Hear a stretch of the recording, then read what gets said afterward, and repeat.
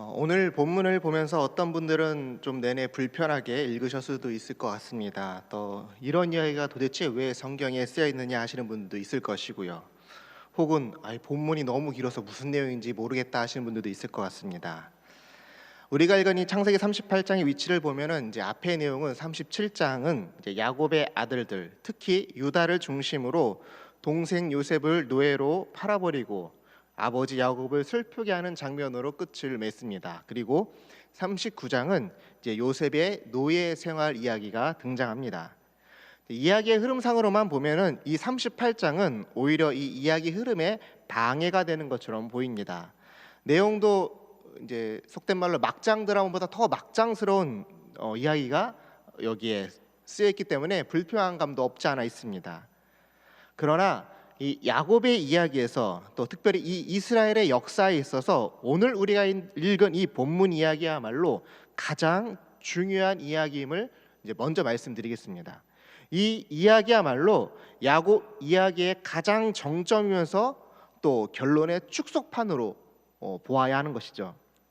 이 이야기는 더 나아가서 오늘 설교 제목이 무엇이라고 되어 있죠? 오늘 설교 제목이 유다 십자가의 은혜를 입다. 네, 그렇습니다. 제목처럼 예수님의 이 십자가의 은혜, 십자가의 사랑이 깊이 새겨져 있음을 이 시간 인식하고 인지하시고 혹여라도 그 전까지는 이 이야기는 정말 불편했다, 유다와 다말 이야기는 좀 없었으면 좋겠다 이렇게 생각하시고 언짢으셨던 분들은 이 시간 그 모든 것을 다 내려놓고 이 시간 저와 함께 말씀을 좀 찬찬히 살펴보면서 얼마나 그 십자가의 사랑이 여기에 깊이 새겨져 있는지 함께 찾아보도록 하겠습니다. 오늘 보면 1절 말씀을 같이 읽어보겠습니다. 38장 1절 말씀 같이 읽겠습니다. 시작. 그 후에 유다가 자기 형제들로부터 떠나 내려가서 아둘람 사람 히라와 가까이 하니라.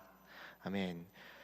자, 1절 보면 가장 먼저 나오는 단어가 뭐죠? 그 후에라는 단어입니다. 그 후에. 이 말은 바로 앞에 있는 37장의 이야기를 의미합니다. 앞에 어떤 이야기가 있었다고 했죠? 37장에 유다는 동생 요셉을 이제 애굽의 노예로 팔았습니다. 그리고 아버지를 속이기 위해서 그가 어떻게 하죠? 그 요셉의 채색 옷에다가 염소의 피를 묻혀서 아버지에게 보여줍니다. 자, 이 일로 말미암아서 이제 야곱이 어떻게 되는지 이제 먼저 좀 살펴볼게요. 37장 35절인데요. 제가 읽겠습니다. 37장 35절. 그의 모든 자녀가 위로하되 그가 그 위로를 받지 아니하여 이르되 내가 슬퍼하며 스올로 내려가 아들에게로 가리라 하고 그의 아버지가 그를 위하여 울었더라. 자, 여기 보면 자녀들이 아버지를 어떻게 했다고 하죠? 위로하려고 했죠. 위로하려고 했습니다. 그렇게 사랑하는 요셉이 죽었으니 위로하려고 했죠. 근데 아버지가 어떻게 하죠? 야곱의 반응이 어떻죠? 자녀들의 위로를 받기를 거절합니다. 아버지를 속여서 큰 아픔과 절망을 안겨준 장본인이 지금 누구였죠? 유다였습니다. 다른 아들들보다도 그 책임에 있어서 가장 많은 지분을 가지고 있는 자가 바로 유다였습니다. 그런데 아버지가 위로를 받지 않고 매일매일 집에서 통곡하며 운다고 생각해 보십시오. 유다의 마음이 어떠했을까요? 그는 동생을 죽기를 바라며 노예로 팔았습니다. 약자를 괴롭히는 데 능했고 빼앗기에 능했고 거짓말하는 데 능한 자가 바로 유다였습니다. 물론 다른 형제들도 다 못돼 먹은 것은 매 한 가지지만 그 중에서 가장 악랄하고 교활한 자는 바로 모든 것을 주도하고 계획했던 이 유다에 비하면은 아무것도 아니었죠. 그 모습이 이제 오늘 38장에 더욱더 적나라하게 드러나게 됩니다. 그렇게 유다는 자신의 계획대로 아버지를 절망 가운데 밀어넣고 꼴보기 싫었던 동생, 자신을 대신해서 장자가 될 뻔했던 요셉을 처리한 후에 그는 어떻게 합니까? 오늘 보면 1절 말씀을 보면은 유유히 그 아버지를 떠나서 약속의 땅을 떠나서 세상으로 나아가게 됩니다. 다시 1절을 보시면은 떠났는데 떠난 다음에 그 표현이 더 중요합니다. 떠나서 어떻게 했다고 하죠?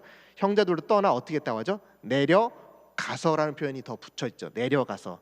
이 표현은 단순한 표현이 아닙니다. 성경에서 내려가다라는 의미는 그가 완전히 세속의 삶으로 하나님으로부터 완전히 떠났다는 것을 보여주는 단어가 바로 이 내려가다라는 뜻입니다. 그리고 그가 함께한 자가 누구입니까? 1절 말씀에 보면은 아둘람 사람 히라라고 되어 있는데, 즉 유다는 가나안 사람과 매우 가깝게 했음을 보여줍니다. 특별히 여기 보면 아둘람 사람 히라와 어떻게 했다고 하죠? 가까이 하니라라고 되어 있습니다. 가까이 했다라는 뜻이죠. 이 가까이 했다라는 뜻도 이 원어적 의미로 살펴보면은 더 심각한 표현입니다. 여기서 가까이 하다라는 완전히 찰싹 달라붙다라는 뜻입니다. 완전히 달라붙어 있다는 뜻이고요.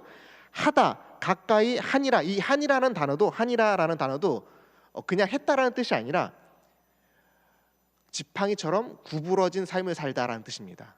뒤틀리고 왜곡되고 잘못된 삶을 살아간다라는 뜻으로 쓰여 있는 겁니다.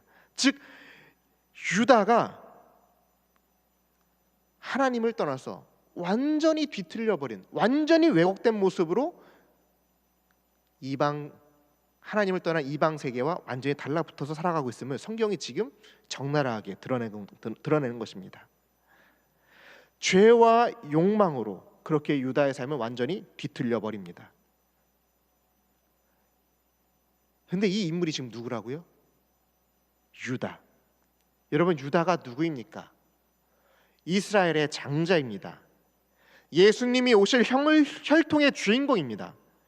여러분, 이것만 보더라도, 이 1절 말씀만 보더라도 우리는 기대감을 가져야 됩니다. 무슨 기대감이냐? 어떻게 이런 인간에게서, 어떻게 이런 인간 말종에게서 하나님의 언약이 성취될 수 있는가라는 기대감을 가지고 우리는 이 38장을 대해야 된다는 것이죠. 자, 이제 2절 말씀을 보겠습니다. 2절 말씀 보시면은 이렇게 돼 있죠. 유다가 거기서 가나안 사람 수아라는 자의 딸을 보고 그를 데리고 동침하니. 유다는 어떤 인물이었냐? 속된 말로 죄와 욕망을 빼면 시체에 불과한 사람이었다는 것을 여기 2절에서 잘 보여주고 있습니다.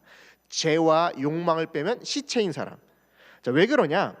자, 유다는 지금 가나안 사람 수아라는 이 인물과 어떻게 한 거죠? 사돈을 맺은 거죠. 그런데 그 과정이 매우 옳지 않은 것으로 지금 성경은 표현해주고 있습니다. 무슨 얘기냐? 이 수아라는 자의 딸을 유다가 어떻게 했죠? 보았습니다. 눈으로 보았다는 거예요. 그리고 어떻게 하죠? 여기서는 데리고 갔다라고 표현하고 있는데, 이 표현은 내 것으로 취했다라는 뜻입니다. 내 것으로 취했다. 그러니까 그 여자를 보고 내 것으로 취한 거예요. 그리고 어떻게 했죠? 동침했다라는 표현을 씁니다. 결혼했다라는 좋은 표현이 있음에도 굳이 동침했다라는 표현으로 성경은 기록해주고 있습니다. 이 뜻은 명확한 겁니다. 보고 취했다라는 것은 자기의 정욕대로 행했다라는 것을 의미합니다. 그리고 동침했다라는 것이죠. 이 세 가지 동사, 보고, 취하여, 동침했다. 보고, 취하여, 내 정욕대로 행했다. 여러분, 이 세 가지 동사를 보시면서 무엇이 여러분 떠오르십니까? 보고, 취하여, 내 정욕을 채우는 것. 이 세 가지 동사는 바로 창세기에서 아담과 하와가 선악과를 보고 행했던 그 동사를 그대로 유다에게 대입해서 성경은 이 유다의 죄가 얼마나 하나님 보시기에 악한 것인지를 지금 드러내주고 있는 것입니다. 유다는 자기의 정욕대로 한 여자를 음욕의 대상으로 삼아 취했습니다.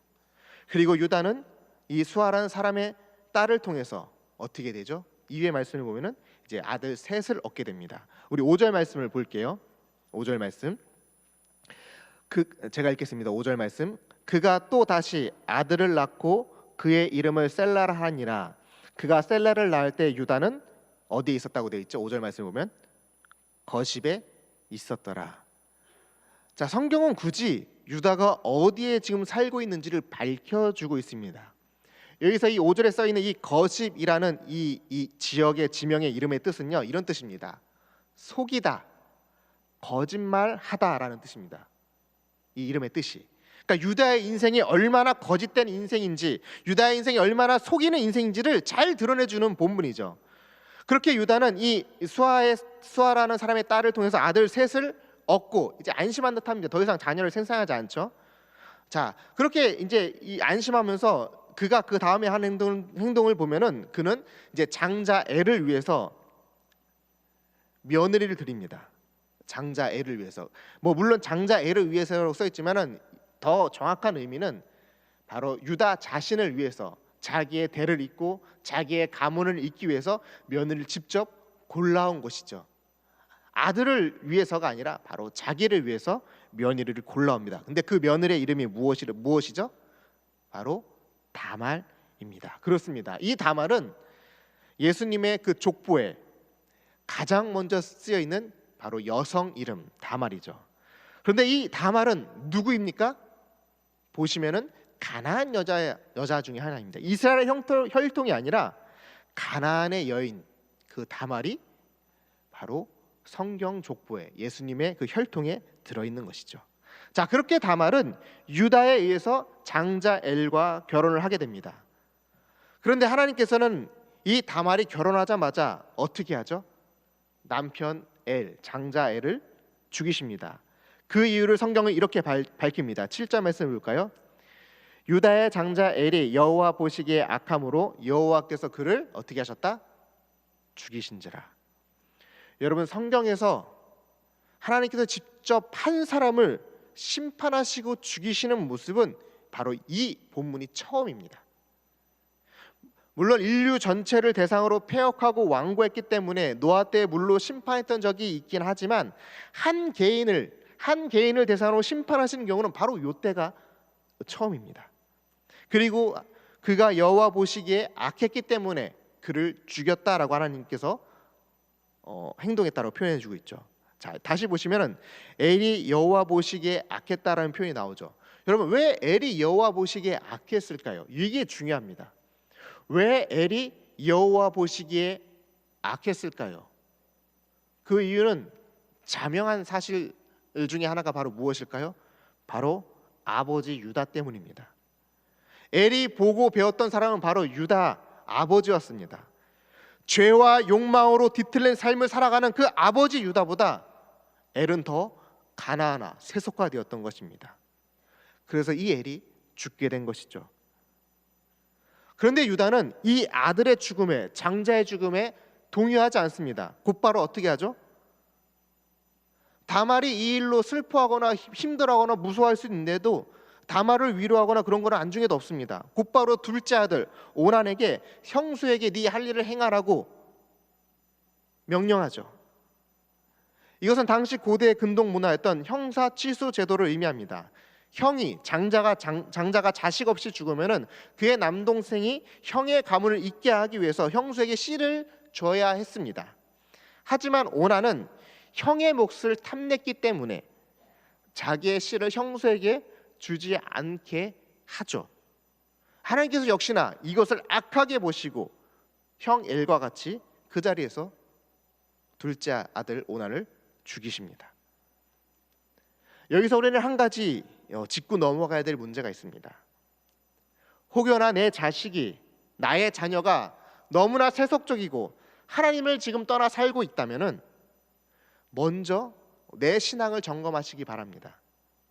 나도 유다처럼 혹여나 뒤틀린 죄의 욕망으로 살고 있지는 않는지, 또는 유다처럼 우리의 가정의 삶의 환경이, 그 분위기가 천국 공동체가 아니라 세상과 구별됨이 없는 그 가십이라는, 속이고 속이는 그 분위기에서 세상과 똑같이 살아가고 있는 분위기가 우리 가정이 아닌지를 먼저 점검하셔야 됩니다.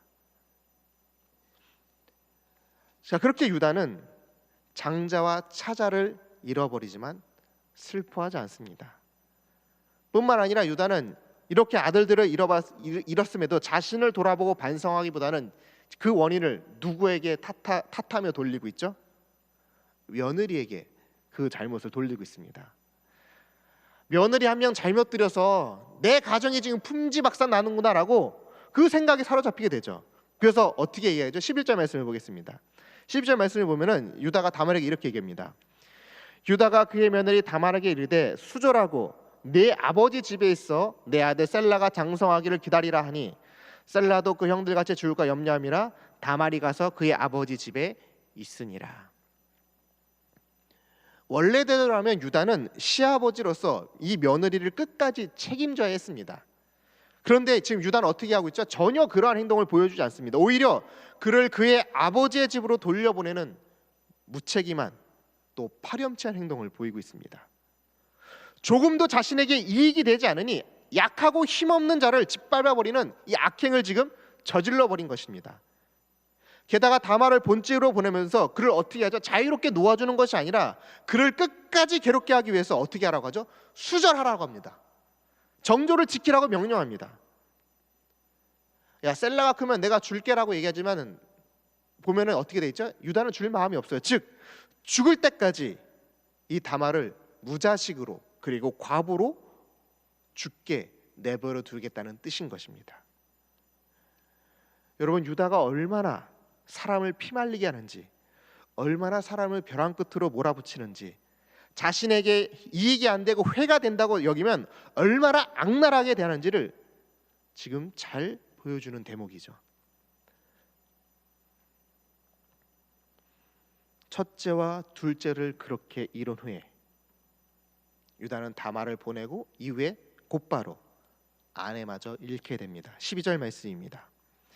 얼마 후에 유다의 아내 수아의 딸이 죽은지라 유다가 위로를 받은 후에 그의 친구 아들 사람 히라와 함께 딥나로 올라가서 자기의 양털 깎는 자에게 이르렀더니, 여러분 여기서도 유다가 얼마나 이기적인지 잘 드러나고 있습니다. 얼마나 자기밖에 모르는지 잘 드러나고 있죠.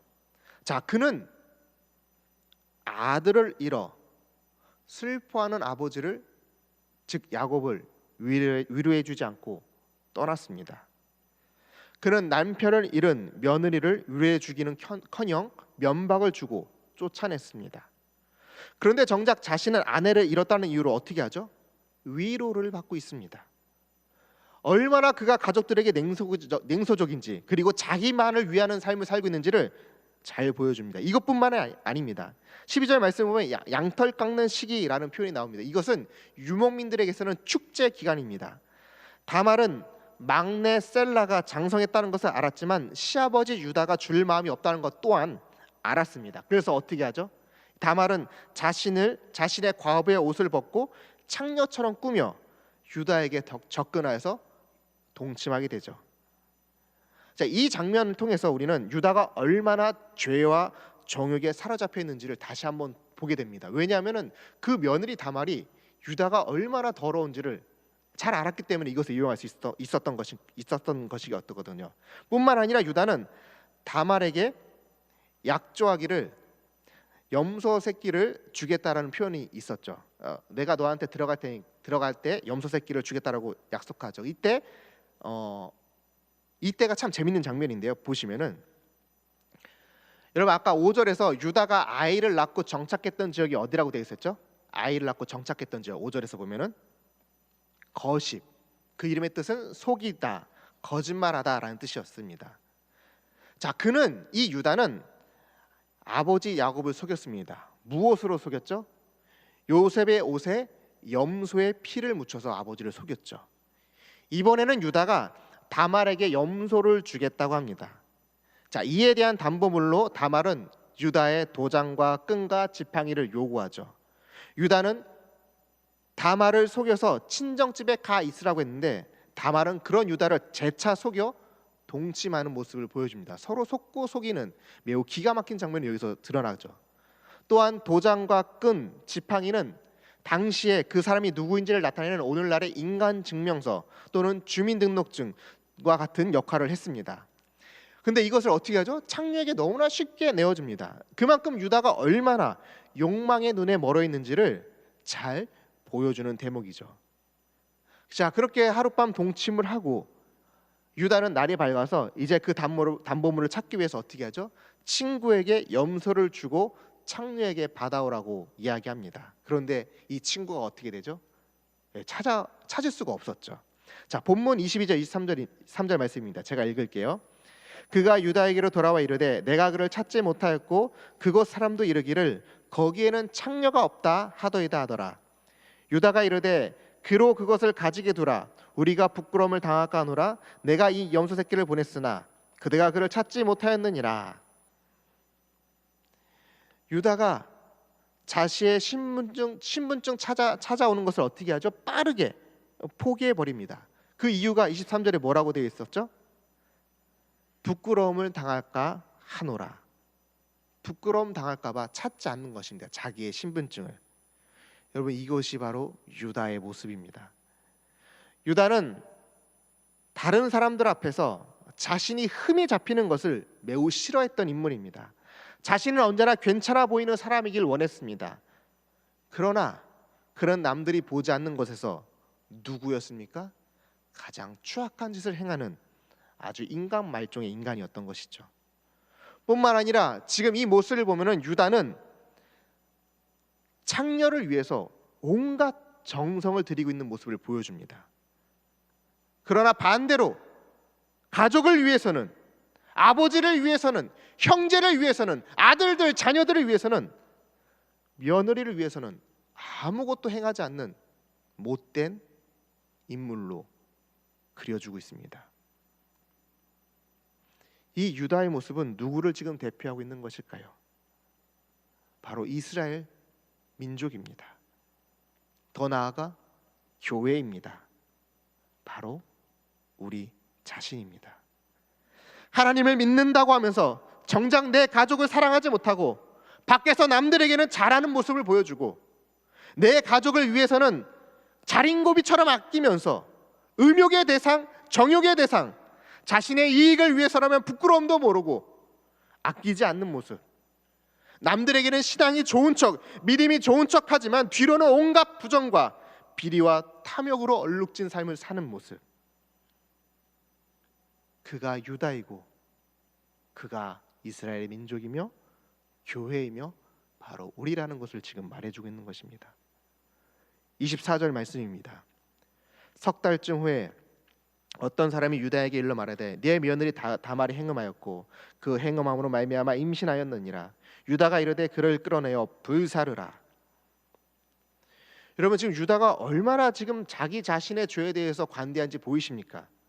아니, 자기 자신은 마치 죄와 상관없는 자처럼 행동하면서 도리어 남의 약점에 대해서, 다른 사람의 과오에 대해서 빠르게 비난하며 정죄하는 모습을 지금 보여주고 있습니다. 내가 저지른 잘못과 죄에 대해서는 반성도 없으면서 자신의 부끄러움을 감추기 위해서 남의 약점을 재빠르게 캐치해서 폭로하는 모습, 이자가 바로 유다입니다. 유다는 다말이 행임했다는 다른 사람들의 말만 믿고 곧바로 행동에 돌입합니다. 그를 끌어내 불사르라. 자신도 똑같은 죄를 지었으면서도 자신에게는 그 죄의 대가를 묻지 않는 이 유다의 모습을 보면서 우리는 얼마나 자신에 대해서 관대하지 않다 말할 수 있을까요? 25절 말씀입니다. 여인이 끌려나갈 때 사람을 보내어 시아버지에게 이르되 이 물건 인자로 말미암아 임신하였나이다. 청하건대 보소서 이 도장과 끈과 지팡이가 누구의 것이니까 한지라. 청하건대 보소서 이 도장과 끈과 지팡이가 누구의 것이니까. 여러분, 이 다말의 말이 매우 중요합니다. 다말은 담보물을 보여주면서 이렇게 말하는 것이죠. 보소서 이것이 누구의 것입니까? 보소서 누구의 것입니까? 여러분, 이 표현은, 이 말투는 원래 누가 누구에게 했던 말인지 여러분 아십니까? 이 말은 바로 유다가 아버지 야곱에게 했던 표현입니다. 보소서 이 옷이 누구의 것입니까? 자신이 아버지를 속일 때 했던 그 말이 자신도 다말에게 똑같이 그 말을 지금 듣고 있는 것입니다. 이에 대한 유다의 대답을 우리 이 시간 함께 읽어보겠습니다. 26절 말씀입니다. 함께 읽겠습니다. 시작. 유다가 그것들을 알아보고 이르되 그는 나보다 옳도다. 내가 그를 내 아들 셀라에게 주지 아니하였음이로다 하고 다시는 그를 가까이 하지 아니하였더라. 아멘. 자, 유다가 이것을 통해서 어떻게 대답하고 있죠? 그는 나보다 옳도다. 이 원뜻을 원래 더 정확하게 잘 살려서 표현하면 원래 이런 뜻입니다. 그녀는 의롭고 나는 의롭지 않구나. 따라해 볼까요? 그녀는 의롭고 나는 의롭지 않구나. 의롭지 않구나. 네, 유다가 지금 뭐라고 표현하고 있습니다? 그녀의 행동이 옳은 것이라고, 의롭다라고 표현해주고 있습니다. 그녀는 의롭다, 그녀의 삶이 의롭구나라고 선언해 주는 것입니다. 그녀가 행한 것은 행음이 아닌 바로 의로운 이름을 유다 입으로 지금 고백하고 있는 것입니다. 유다는 그 담보물을 보고 자신의 것임을 진작에 알아본 것이죠. 무슨 뜻입니까? 많은 사람들 앞에서 자신의 죄가 드러난 것입니다. 자신이 정죄하고 죽이려 했던 자가 다말이 아니라 결국 자기 자신이었음을 지금 보게 된 것입니다. 집안에 수치이고 가문의 대를 이어야 하는데 며느리 때문에 대가 끊기게 되었고, 그로 인해서 부끄러움을 잊게 되었고, 다말 때문에 모든 것이 망쳤고 다말 때문에 모든 것이 망했다고 생각했는데, 마침 기회가 되어서 다말을 끌어내서 불살라 죽일 수 있는 그 찰나에 지금 유다가 무엇을 알게 된 것입니까? 다말의 의로움, 그리고 자신이 의롭지 못하다는 것을 깨닫게 됩니다. 의롭다라는 의미는 바꿔 말해 하나님의 섭리, 하나님의 일하심을 보았다라는 뜻입니다. 그는 아버지 야곱을 이어서 장자로서의 역할을 감당해야 될 몫이 이 유다에게 있었습니다. 왜냐하면 형 르우벤과 시므온과 레위는 그 자격을 스스로 잃어버린 자들입니다. 또한 아버지 야곱은 유다보다는 요셉에게 채색 옷을 입혀서 장자의 역할을 기대했지만 요셉을 제거함으로 실질적으로 이 야곱의 아들 중에서, 야곱의 집안에서 유다가 장자의 역할을 감당해야 했습니다. 그러나 유다는 아버지 야곱을 이어 하나님의 언약을 실현하기는커녕 자신의 뜻대로 살고자, 자신의 나라를 만들고자 하나님을 떠나, 아버지를 떠나 삶을 살아갔습니다. 그러한 삶 속에 지금 누가 찾아오신 것입니까? 하나님이 찾아온 것입니다. 죽어 마땅한 자신을 끝까지 용서하시고 하나님의 언약이 끊어지지 않도록 섭리하시는 그 의로우신 하나님을 유다가 본 것입니다. 그 역할로 누가 등장했던 것이죠? 바로 다말입니다. 여러분, 다말은 어떤 여인입니까? 다말은 정결한 여인이었습니다. 그런 다말이 하나님의 계획을 성취하기 위해서 어떻게 합니까? 가장 낮은 자리, 죽음의 자리로 내려갑니다. 하나님의 언약을 성취하기 위해서 부끄러움과 수치를 받아내는 자리로 내려갑니다. 원래 이 부끄러움과 수치, 죽음의 자리는 누구의 것이었습니까? 죄와 욕망에 뒤틀린 유다의 것이었습니다. 그것을 이 정결한 여인 다말이 대신 다 받아내어 유다를 살려낸 것입니다. 여러분, 이 모습이 누구의 모습입니까? 유다와 다말이 지금 무엇을 예표하고 있는 것입니까? 바로 죄인된 우리와 십자가에 못 박히신 예수님의 모습을 그려주는 것입니다. 가족보다 정욕을 위해 사는 모습, 내 눈에 들보보다 남의 눈에 티끌을 보며 정죄하며 화내는 모습, 겉으로는 신사인 척, 믿음 생활 잘하는 척하지만 뒤로는 추악한 행태로 사는 부끄러운 모습, 집요하게 남을 몰아붙이며 괴롭히며 희열을 느끼면서 정작 자신은 사랑받으려 하는 모습, 잘못된 이유와 원인을 자신의 부모 때문에, 자식 때문에, 환경 때문에, 누구 때문이라며 다른 사람을 탓하며 증오하는 모습, 이것은 유다를 넘어 오늘 나의 모습이며 우리의 거짓된 모습임을 성경은 지금 고발하는 것입니다. 뿐만 아니라 지금 여러분은 어디에 정착하며 살고 계십니까? 하나님의 말씀이 있고 언약을 이루어가는 공동체에 그 뿌리를 두고 있습니까? 아니면 유다처럼 하나님을 속이고 사람을 속이고 자기 자신마저 속이며 살아가는 거십이라는 세상 나라에 뿌리를 두고 있습니까? 여러분의 인생이 누군가에게 정말로 떳떳하고 모든 것을 공개할 만큼 하늘 우러러 한 점 부끄러움 없는 삶을 살고 계십니까? 아니면 온갖 거짓과 속임수로 지금 이 순간까지도, 지금 이 자리에 나와 있나 앉아있는 이 순간까지도 자신의 진짜 모습을 감추며 살고 계십니까? 하나님 앞에서는 아무것도 숨길 수 없습니다. 하나님 앞에서는 모든 것이 다 드러나게 됩니다.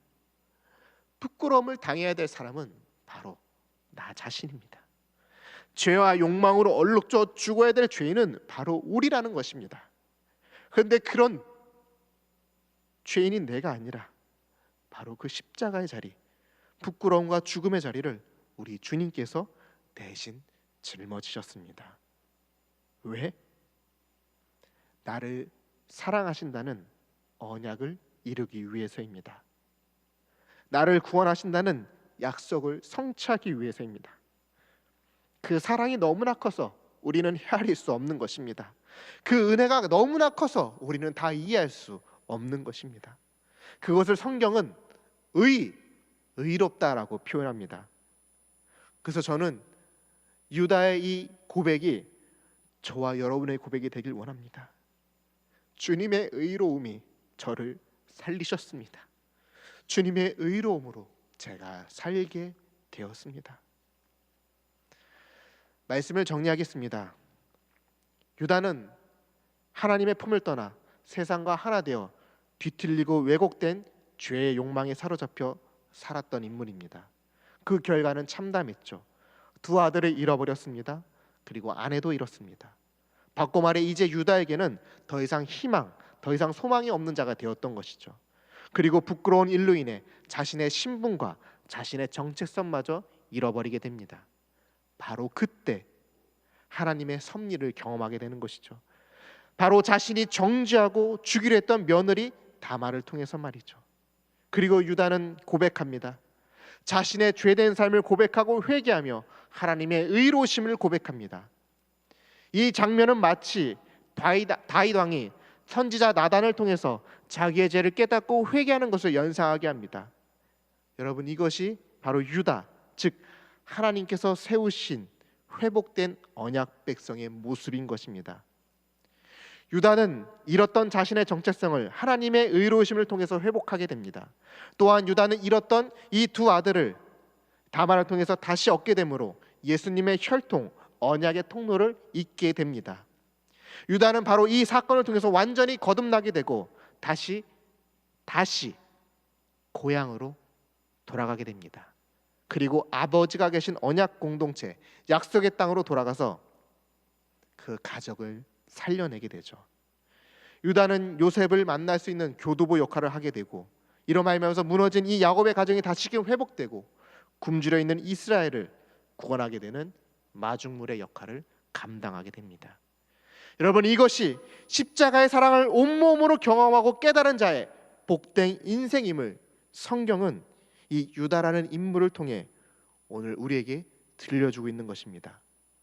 서두에 말씀드렸던 것처럼 창세기 38장은 불편한 이야기가 아닌 우리를 구원하시는 십자가의 사랑으로 가득한 이야기이며 야곱 이야기의 절정이며 결론은 담지한 축소판임을 다시 한번 말씀드립니다.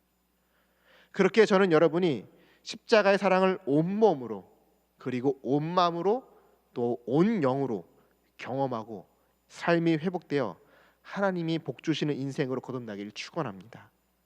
죄와 욕망에 사로잡혀 자신의 정체성을 분간하지 못한 채 뒤틀리고 왜곡된 인생으로 나락에 떨어지는 것이 아니라 다시 십자가의 사랑에 완전히 압도되어 여러분 가정이 변화되고 우리 교회가 변화되고 더 나아가 나라와 민족을 변화시키는 하나님의 백성이 되기를 축원합니다. 우리는 지금 사순절 첫 번째 주일을 보내고 있습니다. 죄와 사망으로 죽어야 될 나를 대신해서 죽으신 그 십자가의 사랑, 벌레만도 못한 이 가련한 인생을 만왕의 왕이 대신하여 죽으신 그 사건, 특별히 창세기 38장의 이 유다와 다말 이야기를 통해서 바로 내가 유다였구나, 내가 죄인이고 내가 죽어야 될 자였음을 기억하면서 그러한 나를 위해 모든 부끄러움과 수치를 짊어지시고 죽음의 자리까지 내려가신 우리 주님의 은혜와 사랑인 그 십자가만을 바라보며 날마다 감사와 찬양을 올려드리는 거룩하고 의미 있는 사순절을 보내는 저와 여러분들이 되길 주님의 이름으로 축복합니다. 기도하겠습니다. 하나님 아버지, 인간 말종으로 보이는 유다가 하나님의 그 의로우심으로 말미암아 구원 얻게 됨을 보게 됩니다. 주님, 그 은혜가 오늘 우리에게도 임했음을 고백하게 하여 주옵소서. 용서받을 수 없고 늘 부끄러운 가운데 살아가는 우리를 주님은 오늘 찾아와 주셔서 하나님의 의로우심으로 우리를 거듭나게 하신 그 은혜, 그 십자가의 사랑을 우리가 날마다 보게 하여 주옵시고, 그 십자가의 사랑으로 거듭나게 하여 주옵시고, 십자가의 사랑으로 다시금 회복되는 우리의 인생이 되게 하여 주옵소서. 특별히 유다가 그 은혜로 말미암아서 다시 아버지께로 돌아갑니다.